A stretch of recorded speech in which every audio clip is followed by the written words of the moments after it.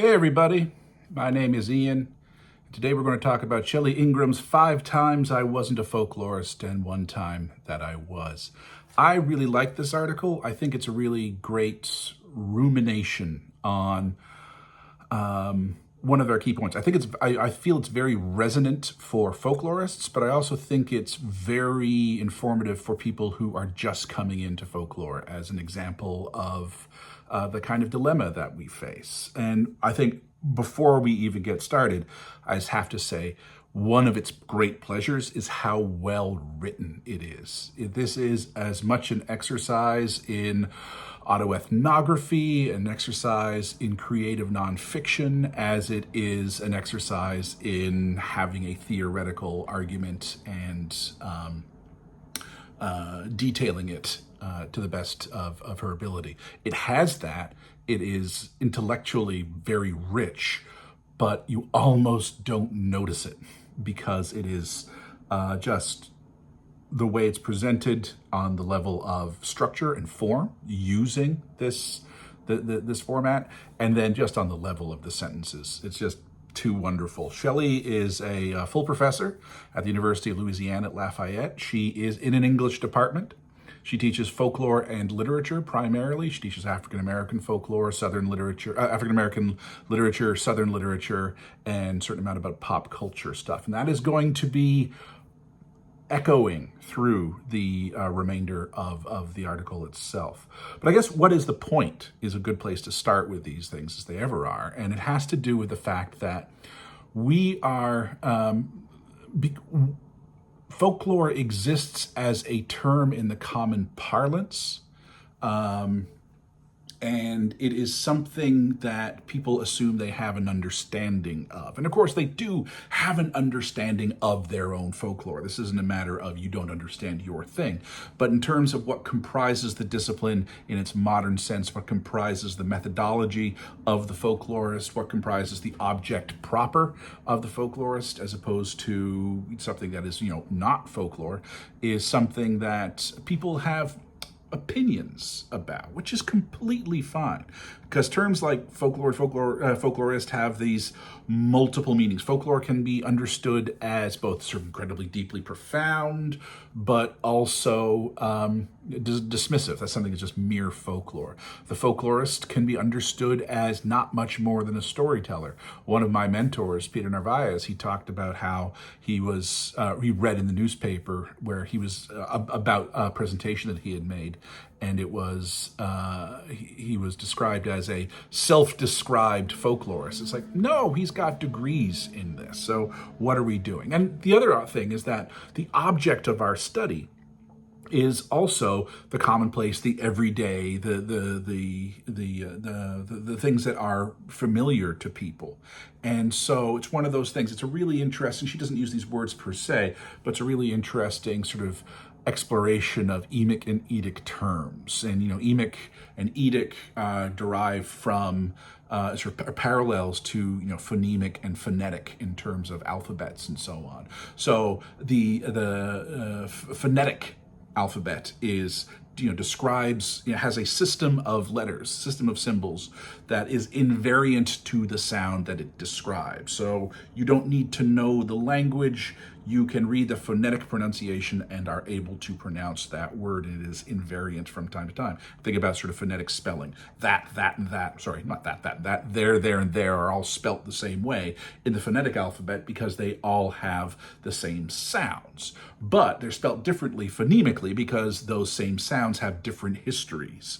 And so phonemic is basically the contingent, accidental, historical lived reality of what's coming forward. Now, we have these terms. We have terms like legend, we have terms like myth, and so on, that we have a technical sense for. Of course, we have borrowed those terms from the common sense. We've taken a term and then we have imbued it with meaning to the point where it is not unrecognizable, but like we're meaning it in a very strict way, but it still exists in the common parlance with its own connotation. And it's good that it exists. It's fine that it exists, save for that fact when we want to say, no, we want a bit more specificity in our language.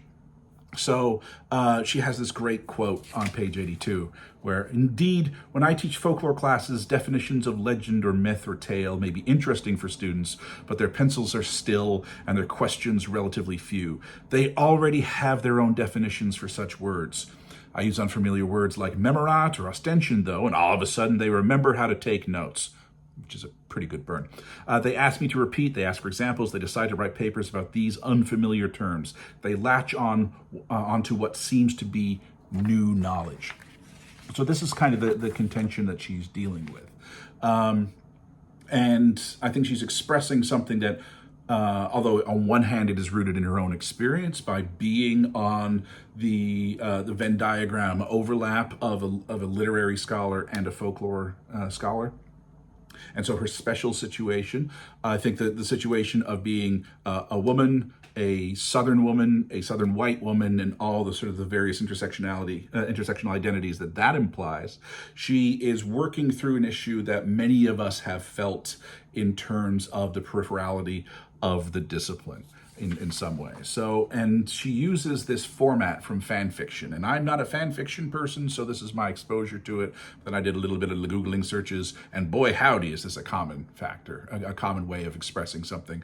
5 times this didn't happen, and the 1 time it did is a standard structure. And I just like the way that she is using that as an entry point, which is perhaps much more relevant for students of her the age of the students that she has, which is basically the age of the students that I have, but also it radically transforms. Now, this is written for a special issue of the Journal of Folklore Research that was about the work of Elaine Lawless. You probably see Elaine Lawless's name throughout this this article. She's cited a lot,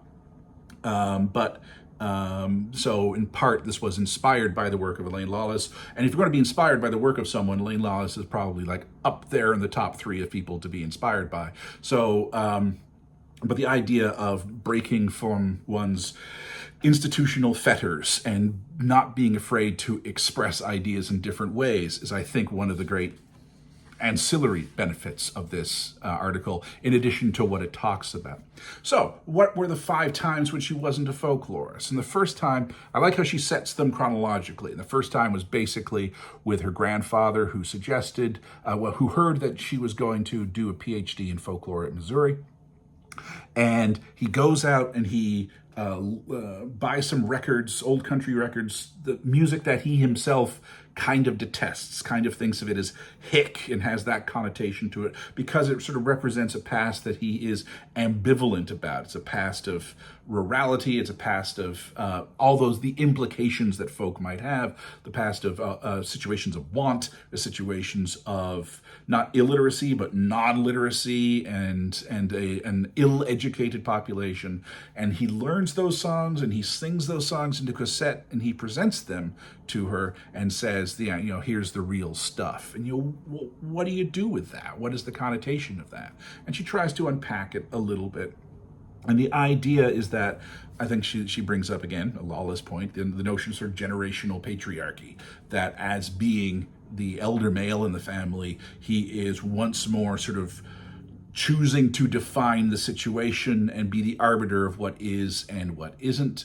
There might be a certain status anxiety that's in place because he had been one of the most educated people in his family, and now his granddaughter is going to take on a different level of education, which doesn't make her a better person, but gives her a title that he does not have. And so that might be part of it. And some of it might be about his own rejection of home. And where she says, maybe both his appropriation of hick music and his immediate repudiation of it, listen to this music, I don't like this music, is part of a complicated negotiation of his past, a way for him to reclaim what he had rejected while still maintaining his distance. But the sort of fascination of what comprises real, what comprises authentic, what comprises genuine, is one of those things that folklorists have tended to have slipped themselves of, in terms of no longer being worried about this divide between the authentic and the inauthentic. But clearly that is one of the themes that's going forward in her grandfather's mindset, but also throughout the other examples that she comes across, these issues of what comprises the authentic, what is real folklore. And interestingly enough, one of the things that would be immediately apparent about this, going to a record store, listening to commercial records, he isn't getting archival recordings and learning from them, or your documentary recordings. You're going through things that have already been filtered through multiple levels of editorializing for the purposes of pop culture, and selectivity and so on. He is not learning in some kind of organic context in terms of live performance. He isn't even sort of going down to the honky tonk and learning a couple of songs from there. He's learning it off of these things, and yet somehow it becomes an arbiter of real because it has this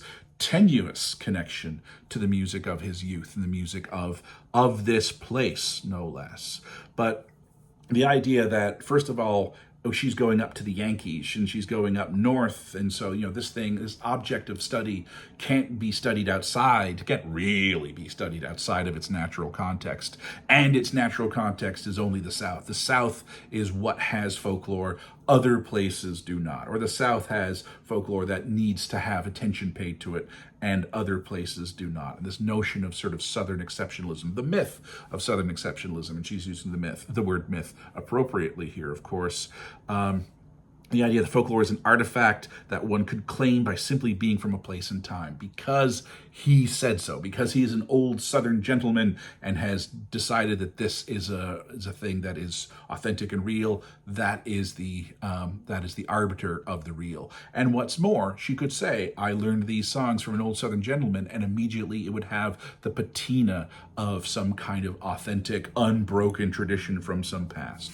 And I can't help but notice when we talk about that sort of myth of Southern exceptionalism that there is an argument to be made about sort of the myth of maritime exceptionalism or Atlantic Canadian exceptionalism, and I'm not going to say anything else about that. So her grandfather is case number one, where she's like, you're not really doing the real stuff. So then there's the student. So back, again, this is chronological. She's doing her PhD. She's team teaching an introduction to folklore course, and she's talking about hip hop and graffiti as cultural expressions. And a student violently, almost literally violently, rejects it, throws the article across the room, and just refuses to accept that this is a legitimate object of study in this particular aspect to it. In this particular class, despite the fact that there had been many other examples of contemporary, non-rural, non-white forms, and stuff that had been syncretic with popular culture, this was somehow just too much. And so, he finally admitted that he had simply hated the music, that the culture did not feel real to him. He hated that it did not fit his neat definition of authentic folklore, one that he refused to relinquish. So we're getting back to this idea of authentic, and one of the great assumptions about the authentic is that it has some kind of pre-modern aspect to it, that it is of a time that has been somehow unsullied by modernity and all its sort of all its ills and all its influences and all its external influences, which is also one of the interesting things. We sometimes think about when we talk in the Atlantic Canadian sense, we'll often talk about anti-modernism as being one of the things that motivates our tourist industry, because at least in the early stages of tourism, it was all about come to Atlantic Canada, come to Nova Scotia. It's a place where history still lives. It's a place that is different from the modern things that you were experiencing in Toronto or Boston or New York City. And it's like a little taste of the old country. And the idea that it has not been touched by the modern and therefore is somehow more authentic, somehow more pure. The people are somehow more authentic. The people are somehow more pure. And that is a real theme that I think exists within the common sense understanding of folklore, and something that folklorists have to sort of negotiate. And then she adds one further thing, and has to do with the issue of race, and where there had been this sort of fascination in, starting in the 20s and 30s with the Lomaxes. John and Alan Lomax, who went to southern prisons to record, because would record African American folk song from prisoners, because they had been the most removed from the influences of the modern and the contemporary. The shift to urbanism was starting to have that music tradition, in theory, disappear, as opposed to adapt to the modernity of the time. So they can go to the prisons and collect it. And the idea that there was a certain affinity, if you could encapsulate this sort of pre-modern kind of singing that is embedded in, again, these cliches of the rural, these cliches of the non-literate, if not necessarily the illiterate, the cliches of the primarily oral, the cliches of the poor, and all the sort of hallmarks of what constitutes authentic folk culture. It could be presented as, and a white audience can find an affinity for it because it is this sort of natural, practically antediluvian expression. And then what happens is that doesn't work when we're talking about the authentic expression of urban African American cultures, that deal with things like, well, for one thing, that are much more technologically bound. I mean, hip hop requires things like microphones and requires things like turntables and so on. So those are not authentic folk instruments according to any kind of connotation. So this guy was rejecting the legitimacy of studying creative expression, because the form of creative expression, of vernacular creative expression, because it didn't necessarily cohere with his comfortable notion of what comprised folklore. And it didn't fulfill that sort of white need. There's another interesting third example, is a phone call that she got, phone call she was having with the IT support guy when she was setting up her router. And the guy said, "You should study India instead. It's the oldest civilization in the world." For the implication that the older the civilization, the more worthy it is of study. And it's true that folklore has had this long history of being obsessed with age, in large part because it has this connotation of, that's what it was in pursuit of. For the much of its time, it was interested in examples that were older and older and older, because they were understood as more and more and more authentic. Closer, further away from us means further away from the influences of modernity and the influences of other cultures. You have a culture that is several millennia old, like India, then there is a kind of status that's associated with a culture that old, and that's fine. This is not in any way denigrating Indian culture, and Indian folklore, as she knows, and Indian folklore is a rich and wonderful field with tons of our colleagues in it. But the idea that it is more legitimate to study that than it is to study American folklore, Canadian folklore, let alone once we got into things like internet folklore, is just that is the fetishization of the old. And but you can still be sympathetic, because especially when you are dealing with cultures that have gone through periods of colonialism and colonization, so you have, and settler colonialism, particularly in the North American sets with First Nations, or just the colonialism like of the Raj, like in India, where the culture was inevitably there was an eruption from external powers. You can understand the sympathies of having that as an object worthy of study. And of course it's an object worthy of study. It just isn't necessarily an object that is more worthy of study than something else. It does not require one to denigrate another object of study. But this is, I think, one of those great aspects, great points he pulls out. To those who have not received or have rejected the institutionalized dissemination of folklore's definition, folklore is regional, rural, and old, criteria that are indeed familiar, given how frequently they showed up in early definitions. I know that my frustrations with these amateur definitions are precisely that they echo our discipline's not-so-distant history.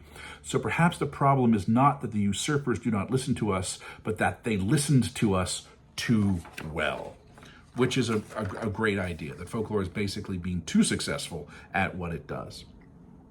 The fourth time, and I was trying to sort of decide who is the villain in this piece, who is the person who is not calling Shelley a folklorist in this episode, and it's of course herself. She doesn't necessarily put the blame on any one person. She's putting it on herself, that she's not a person who does field work. And field work, ethnography, going out and actually experiencing the cultural performances of people is basically, as Hawes put it, it's the sine qua non of folklore study. It's what differentiates our study and anthropology and ethnomusicology, sort of the three ethnographic sciences. It's really what distinguishes those from other disciplines that are focused on text or are focused on data as their object of inquiry. But she is a literary folklorist. She's a folklorist who studies basically that interplay of folklore and literature, and the book is a static object. So it's the static presentation of a singular artistic vision, and it doesn't necessarily lend itself that well to ethnography per se. You could make an argument that she could be taking this and going and doing field work of book groups and so on.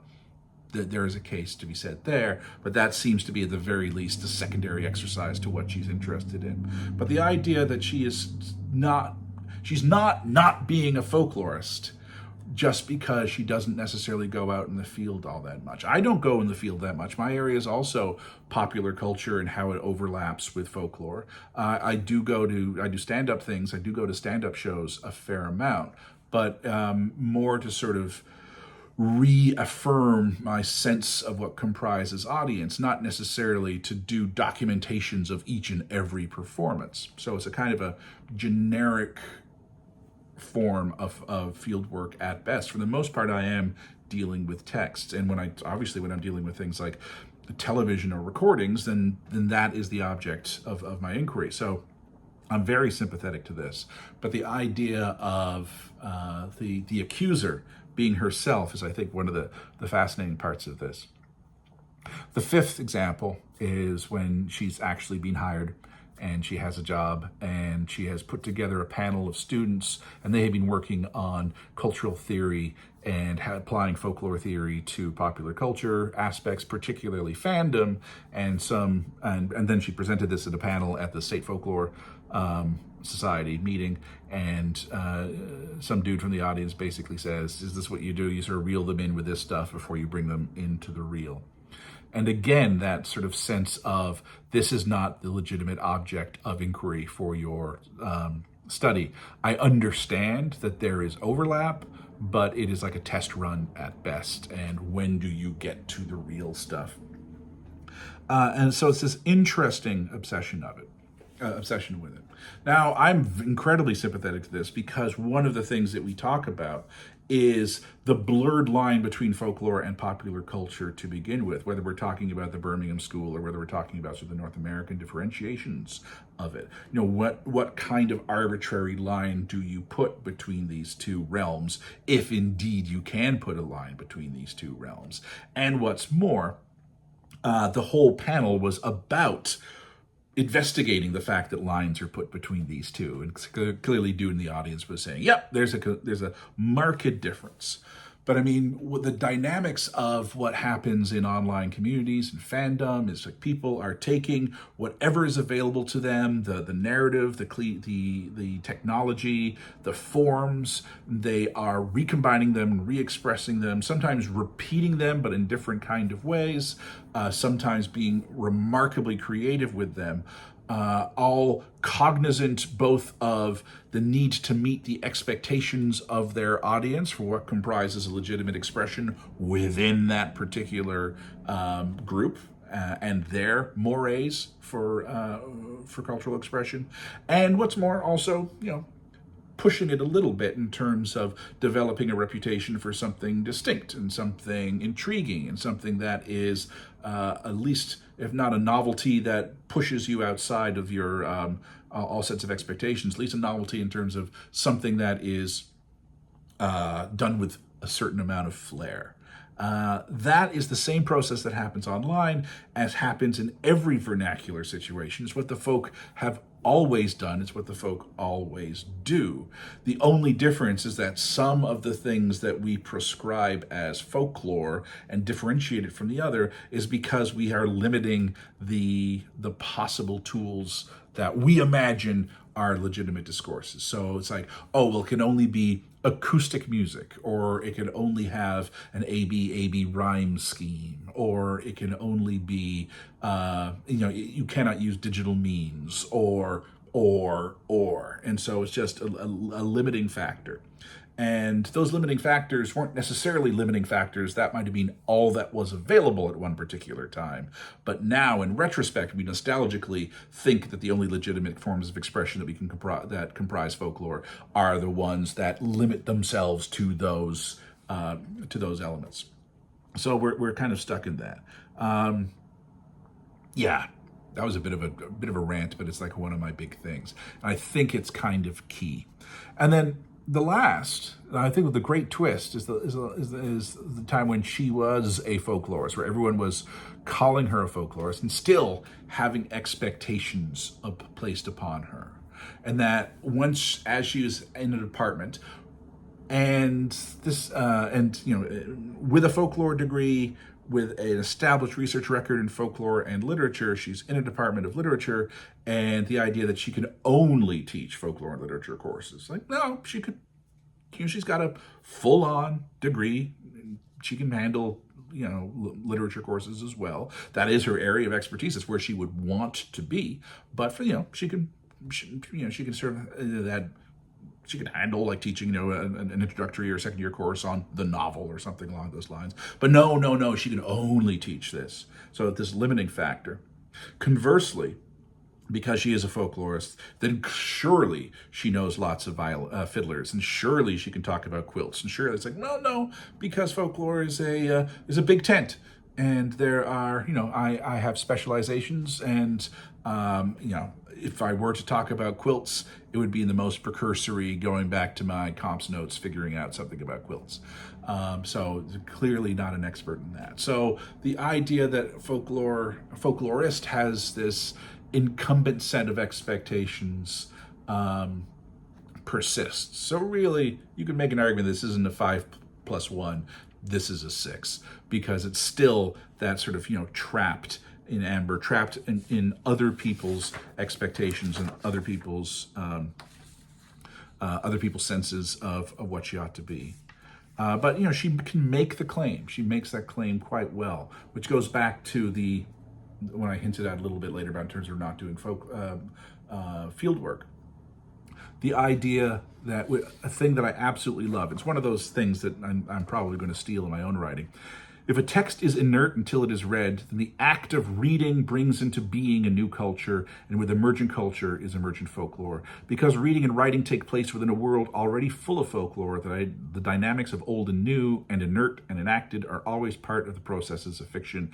I've decided to stop making things so damn complicated. Oh, my stars. That is just kind of absolutely wonderful when you're talking about. So at the end, she sort of needs to justify it. She justifies it again with a really great anecdote about a course she was taking and a student who said, a course she was teaching, and a student who said, y'all care an awful lot about who gets to be called a folklorist and what gets to be called folklore. And we kind of do. It is strange to be participating in a discipline where people make assumptions about, again, what is your legitimate object of study and what is your legitimate methodologies.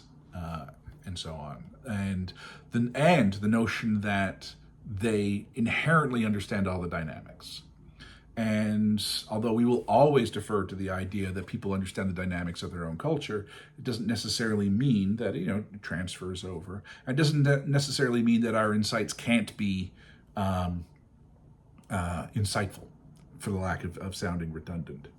It isn't simply as a matter of professional angst or navel gazing, although sometimes it is, and in large part because we are in this sort of betwixt and between aspect in the academy.